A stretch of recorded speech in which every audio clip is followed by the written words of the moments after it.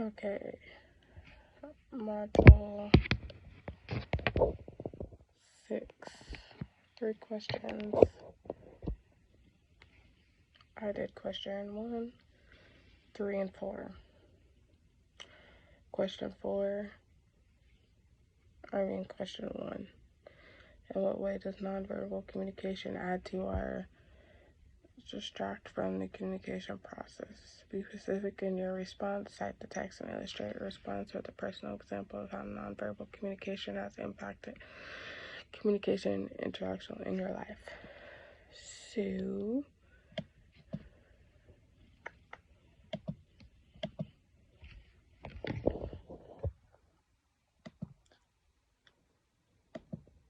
I did 6.3 diverse types of nonverbal communication.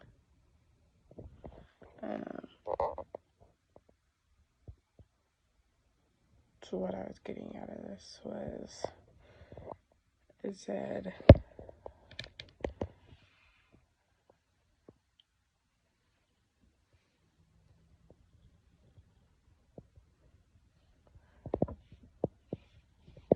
nonverbal communications. What I got for nonverbal communication was touch, body movements, time and space,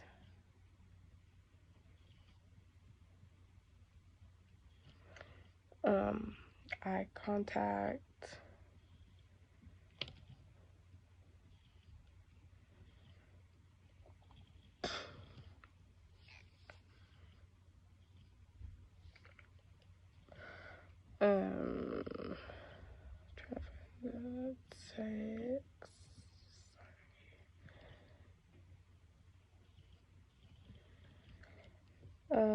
we examined 8 types of nonverbal communication. Each one varies widely across culture, context, and they'll have universal qualities we share. We can learn to study specific areas of nonverbal communication, such as promesics, which in space, chromesics, time.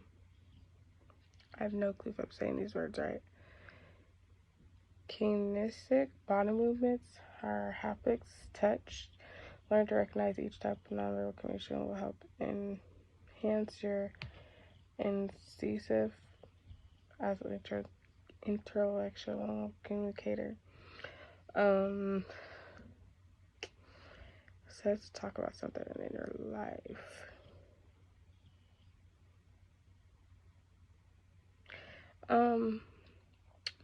I'm gonna use my godson, for example. He is 5 now, going on 6.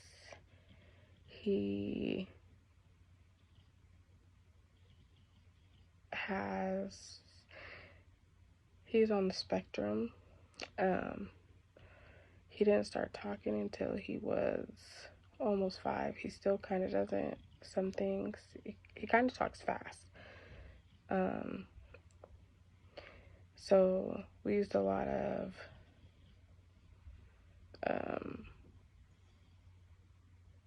touching with him, touching things, like, is this what you're meaning? Is this what you're understanding? Sometimes the way he acted in his body movements, we were able to tell what he wanted. I know it probably sounds strange. If you've never dealt with nonverbal kids, then it probably sounds strange. He liked space. Besides for me and his mom and his grandma, but other people, they couldn't get too close to him or in his space. He's still kind of that way.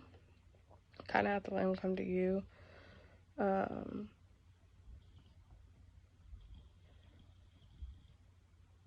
But I had to do a lot of learning when it came to nonverbal communication, because I couldn't really understand what he was saying most of the time. So I had to find new ways to understand what he needed. Question 3, discuss the role of visual and visual aids in intellectual communication. In what ways are images, specifically in presentations, what are top 3 tips offered in the text for the effective use of visual aids?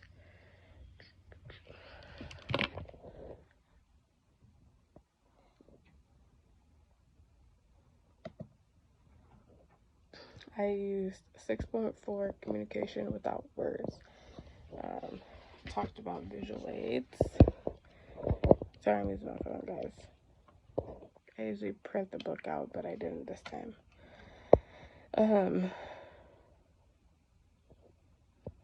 Becoming proficient using visual aids takes time and practice and intellectual setting make it even more challenging. The more you practice, the more comfortable you'll be with your visual aids and the role they serve in illustrating your message. You recognize the power of visual aid to complement, reinforce, or repeat message, and you see the advance when communicating intellectually, given though to where it place visual aids become speaking help. When the time comes to actually give your speech, make sure you reassess your plans to ensure that they'll work for the audience and should know material well enough to refer to your visual aids but not rely on them. Whether they're for your audience and not for you. Visual images represent ideas, relationship, cross-language cultures. Consider them when preparing for interaction.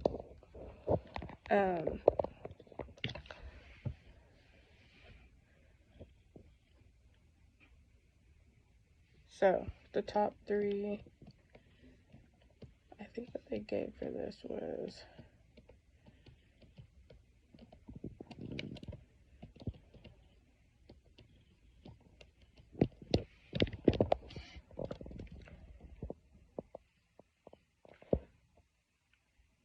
purpose, emphasis, support, and clarity. Don't know if I said those right. Also primary colors, secondary colors, tertiary colors. I have no clue if I'm saying these right, guys. What I got out of this question and out of this text, why I used it for visual aids, I think it was meaning like when you go to present something like a project, or say you're presenting a new idea at work or something, making sure that you're studying what you're presenting before you present it, so that way you can have it there. Like if you're doing a slideshow, like in the picture, you know, you can click through it, they can see what you're talking about, like if you have graphs or something, but making sure that you're not relying on it, like, yep, this is what I'm going to talk about next, but I don't need to look at that. I studied it. I know, but this is visual for you guys, because some people are more visual. They need to see what they're talking about instead of just hearing you talk about it. Question 4, I used 6.5.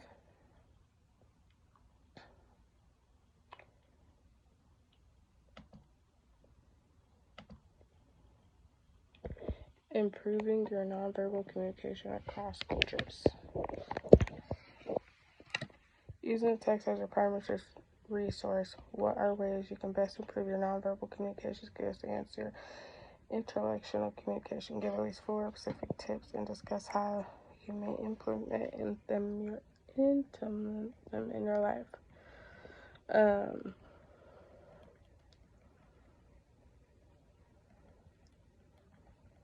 Mindfulness was one.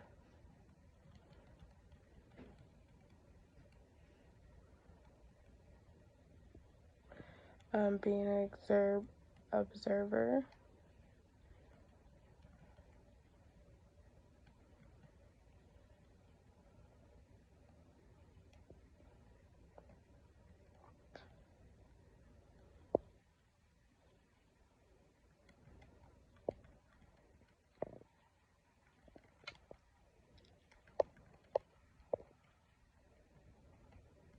Reactions was another one that I thought was helpful.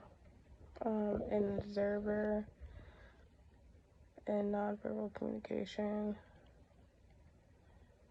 Eye contact. I think how you implement them in your life is when you're talking to somebody, giving them that respect, you know, being mindful of what you're saying. Eye contact, you know, if you're, especially if you're talking to somebody, like say you're going for an interview, you're having an interview and you're like all over the place. It's not really being mindful of them and you're not giving them the eye contact. They are observing your body language, what you're doing,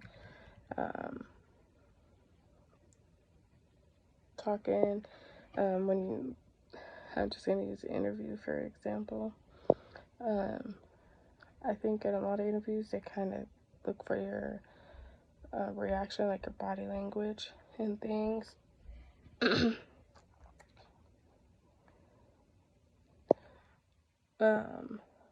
Just being more aware of